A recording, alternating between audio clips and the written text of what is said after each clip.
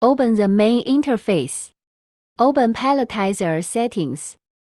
Password is lowercase m. To show and teach is to grab the waiting point.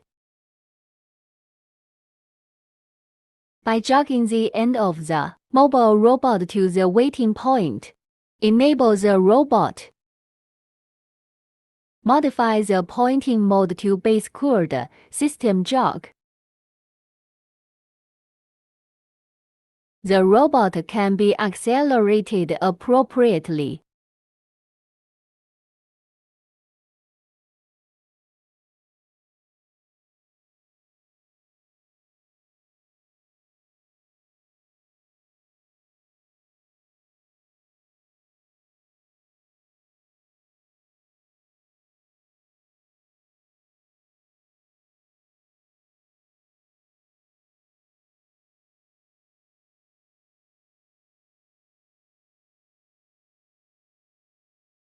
Disable.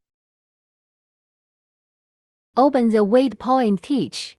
Confirm that the position is correct, and click on the teaching and then save. Return to the main interface.